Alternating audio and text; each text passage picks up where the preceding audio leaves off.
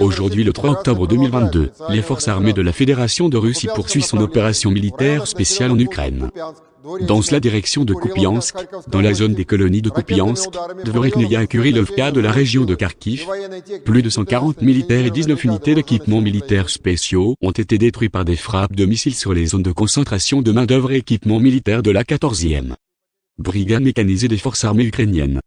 Les pertes totales de l'ennemi dans la direction de Kupiansk pendant 3 jours d'hostilité se sont élevées à plus de 500 militaires et à environ 60 pièces d'équipement militaire.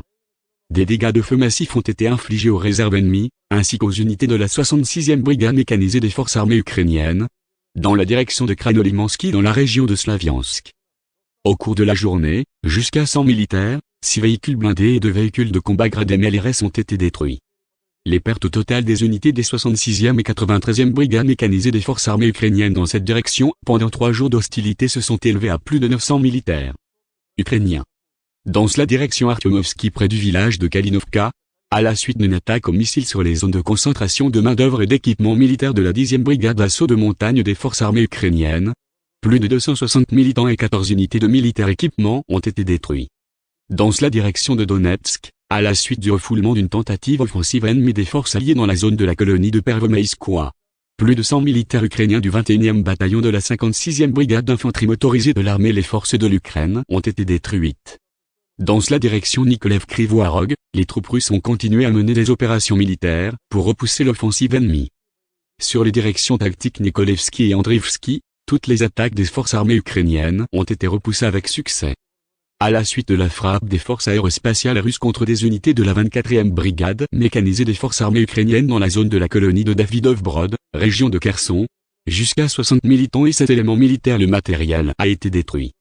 Avec d'unités de chars supérieurs en direction de Zoloteya Balka, Alexandrovka, l'ennemi a réussi à se faufiler dans les profondeurs de notre défense.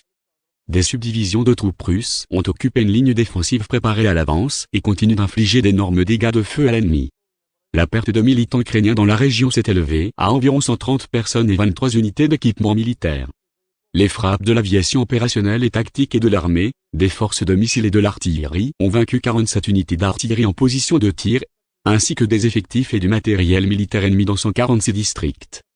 Détruites 5 dépôts de roquettes et d'armes d'artillerie et de munitions dans les zones des colonies de Kramatorsk, Artmovsk, Expérimenté, Yampol de la République populaire de Donetsk et de Brianka, région de Kherson. Dans la zone de la colonie de Nikiforovka en République populaire de Donetsk, les forces aérospatiales russes ont détruit la station radar du système de missiles anti-aériens ukrainien S-300. Au cours d'un combat de contre-batterie, 3 lance-roquettes ukrainiens du grade MLRS ont été touchés dans les zones des colonies de Tsvetkovo, Svietopetrovka et Yablokovo dans la région de Zaporizhia pendant la journée. Les systèmes de défense aérienne ont abattu 3 véhicules aériens sans pilote dans les zones des colonies de Valoryanovka dans la République populaire de Donetsk, Kupiansk dans la région de Kharkiv et Borozhanskoye dans la région de Kherson. En outre, 15 obus du système américain de fusées à lancement multiples IMAR ont été détruits dans les airs dans les zones des colonies de Novaya Kakhovka, Vezlenovaya Zburyovka dans la région de Kherson.